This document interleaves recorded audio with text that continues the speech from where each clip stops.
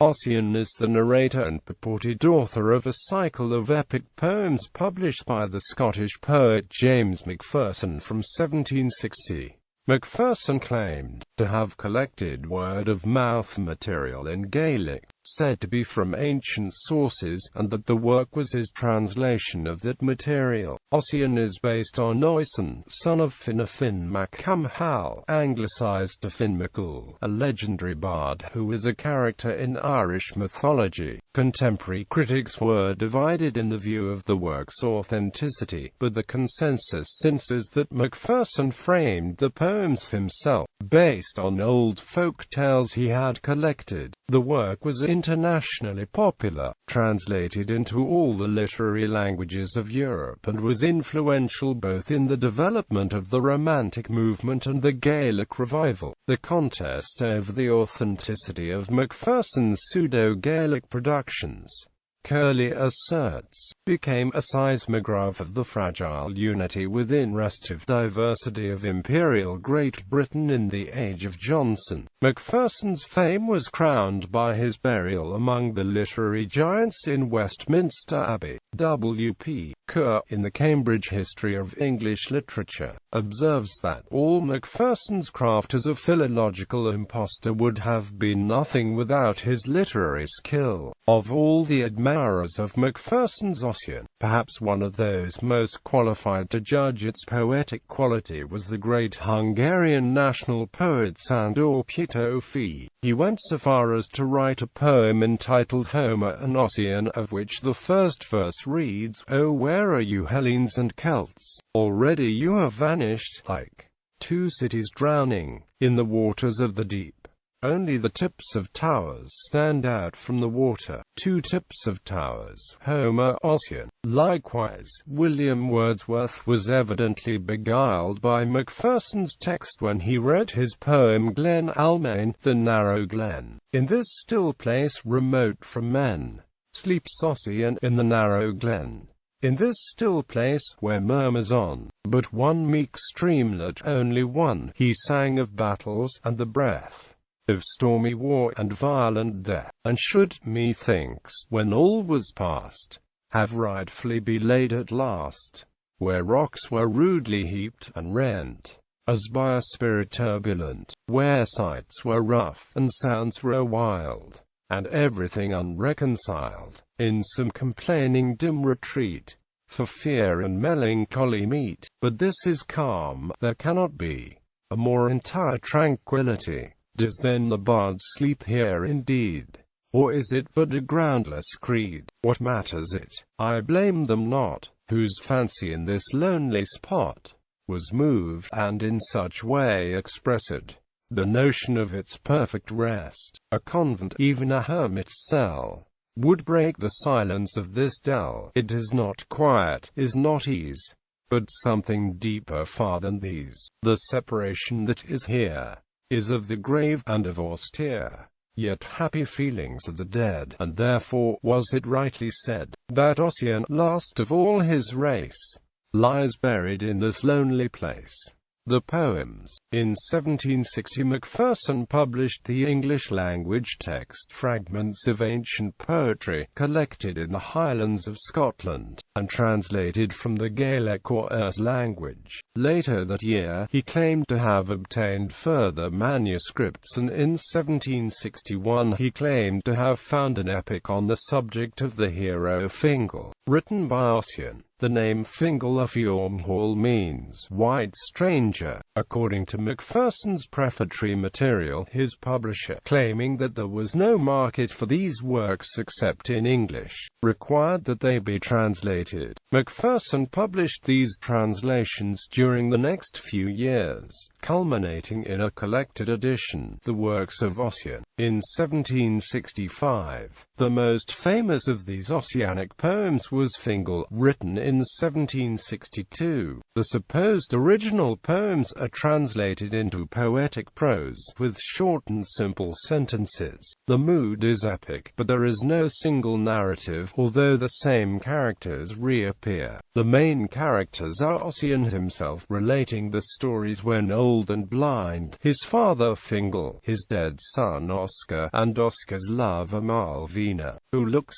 after Ossian in his old age. Though the stories are of endless battles and unhappy loves, the enemies and causes of strife are given little explanation and context. Characters are given to killing loved ones by mistake, and dying of grief or of joy. There is very little information given on the religion, culture or society of the characters, and buildings are hardly mentioned. The landscape is more real than the people who inhabit it, drowned in eternal mist, illuminated by a decrepit sun or by ephemeral meteors. It is a world of greyness. Fingal is king of a region of southwest Scotland, perhaps similar to the historical kingdom of Dalriata, and the poems appear to be set around the 3rd century, with the king of the world mentioned being the Roman emperor. Macpherson and his supporters detected references to Caracalla and Carausius. Reception. The poems achieved international success.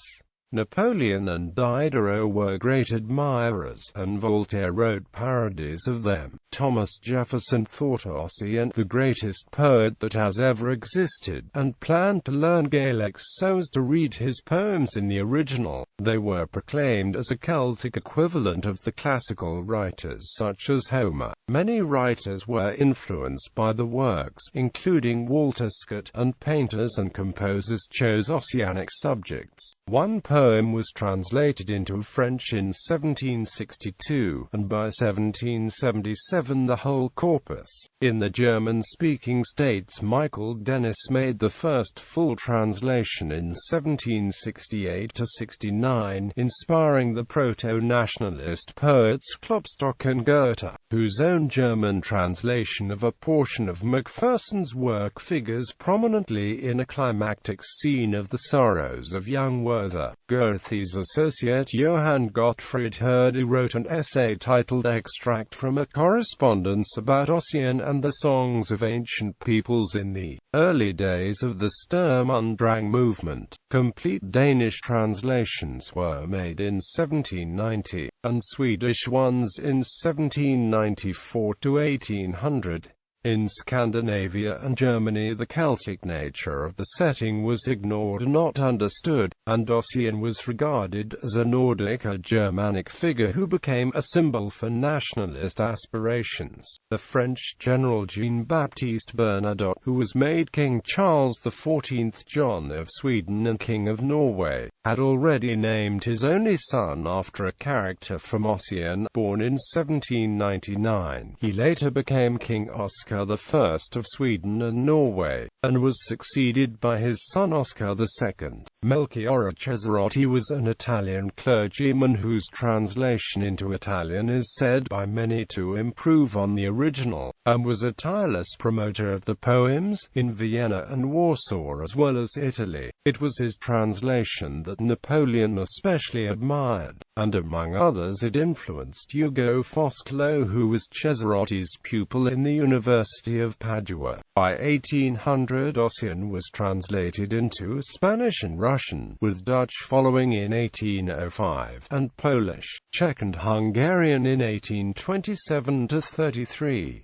The poems were as much admired in Hungary as in France and Germany. Hungarian János Arany wrote Homer and Ossian in response, and several other Hungarian writers, Barotti Zabo, Sziszókányi, Sándor Kisfaludy, Kazancsy Kolcsy, Ferenc Toldy, and Auguste Gregos, were also influenced by it. The first partial Polish translation of Ossian was made by Ignacy Krasicki in 1793. The complete translation appeared in 1838 by Surin Goshchinsky. The most influential Russian version of Ossian was the 1792 translation by Emil Kostrov, who based his work on Pierre Le Tourneur's 1777 translation from the original. The opera Ossian à l'Esbaudes by Lesueur was a sell-out at the Paris Opera in 1804, and transformed his career. The poems also exerted an influence on the burgeoning of Romantic music, and Franz Schubert in particular composed lieder setting many of Ossian's poems. In 1829 Felix Mendelssohn was inspired to visit the Hebrides and composed the Hebrides Overture, better known as Thingvel's Cave. His friend Niels Gade devoted his first published work, the Concert Overture F to Claude VIAF Ossian, written in 1840, to the same subject, authenticity debate. There were immediate disputes of Macpherson's claims on both literary and political grounds. Macpherson promoted a Scottish origin for the material, and was hotly opposed by Irish historians who felt that the heritage was being appropriated. However, both Scotland and Ireland shared a common Gaelic culture during the period in which the poems are set, and some Fenian literature common in both countries was composed in Scotland. Samuel Johnson, English author, critic, and biographer, was convinced that Macpherson was a mountebank, a liar and a fraud, and that the poems were forgeries. Johnson also dismissed the poems as quality. Upon being asked by Dr. Johnson, "Do you really believe that any man today could write such poetry?" he famously replied, "Yes. Many men, many women, and many children." Johnson is cited as calling the story of Ossian as gross and imposition as ever the world was troubled with. In support of his claim, Johnson also called Gaelic the rude speech of a barbarous people, and said there were no manuscripts in it more than 100 years old. In reply, it was proved that the Advocates' Library at Edinburgh contained Gaelic manuscripts 500 years old, and one of even greater antiquity. Scottish author Hugh Blair's 1763 critical dissertation on the poems of Ossian upheld the work's authenticity against Johnson's scathing criticism, and from 1765 was included in every edition of Ossian to lend the work credibility. The work also had a timely resonance for those swept away by the emerging Romantic movement on the theory of the noble savage, and it echoed the popularity of Burke's seminal A Philosophical Inquiry into the Origin of Our Ideas of the Sublime and Beautiful. In 1766 the Irish antiquarian and Gaelic scholar Charles O'Connor dismissed Ossian's authenticity in a new chapter Remarks on Mr. Macpherson's translation of Fingal and Tamora that he added to the second edition of his seminal history. In 1775 he expanded his criticism in a new book,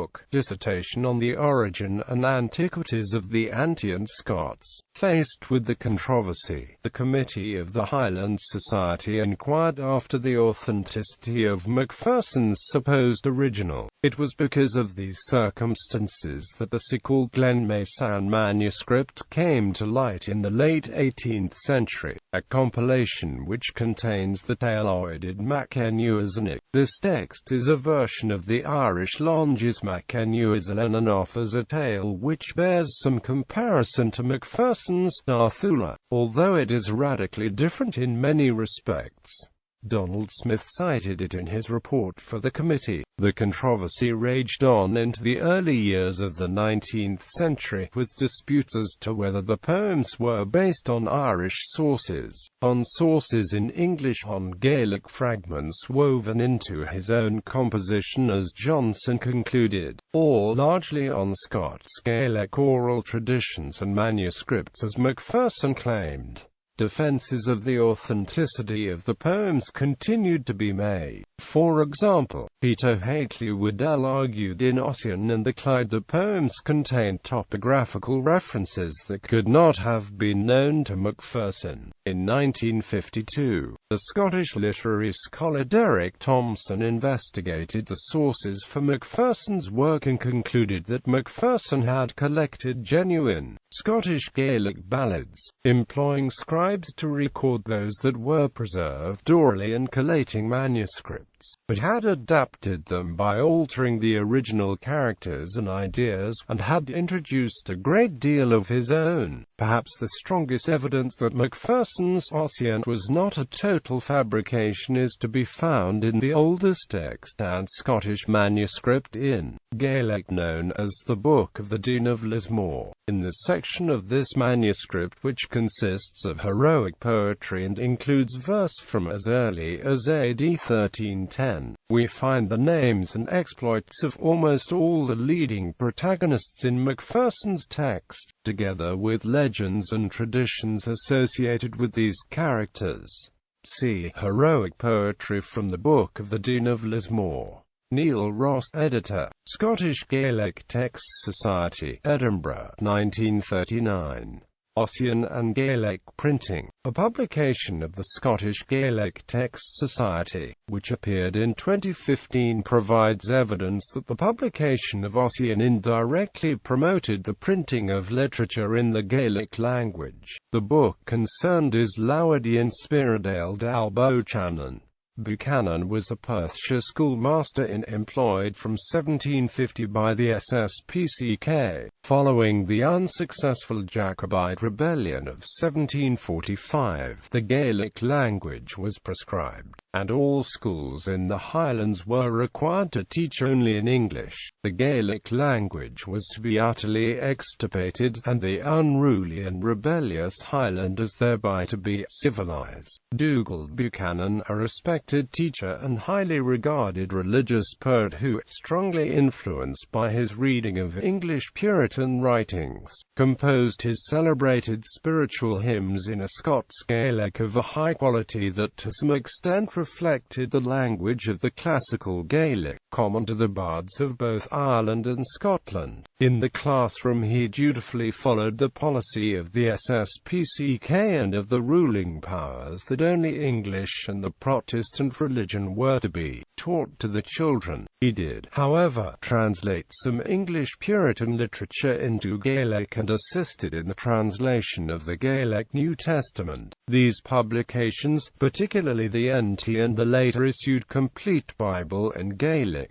were to play a major part in promoting literacy in the language. When Buchanan had the opportunity to read Macpherson's Oisín, he was considerably impressed and, taking it to be authentic, was moved to revalue the genuine traditions and rich cultural heritage of the Gaels. At around the same time, he wrote to Sir James Clark of Pennycook, the leading antiquary of the movement, proposing that someone should travel to the Isles and western coast of Scotland and collect the work of the ancient and modern bards, in which alone he could find the language in its purity. For the later years of the 19th century, and to the emergence of a mature body of literature in the 20th and 21st. Sources: Lawadian Spiridale d'Albo-Chanan, editor, Professor Donald Meek, published by the Scottish Gaelic Texts Society, Volume 23, Glasgow, 2015. Carmina Gadelica, Alexander Carmichael, printed by T. and Amp. A. Constable, Edinburgh, 1900. Tales from Highland, Perthshire, collected by Lady Evelyn Stewart Murray, translated and edited by Sylvia Robertson and Tony Dilworth. Scottish Gaelic Texts Society, Volume 20, 2009. Ossian in art. Subjects from the Ossian poems were popular in the art of Northern Europe, but at rather different periods depending on the country. By the time French artists began to depict Ossian, British artists had largely dropped him. Ossian was especially popular in Danish art, but also found in Germany and the rest of Scandinavia. Britain, Germany and Scandinavia. British artists began to depict the Ossian poems early on, with the first major work a cycle of paintings decorating the ceiling, the Grand Hall of Pennycook House in Midlothian, built by Sir James Clark, who commissioned the paintings in 1772.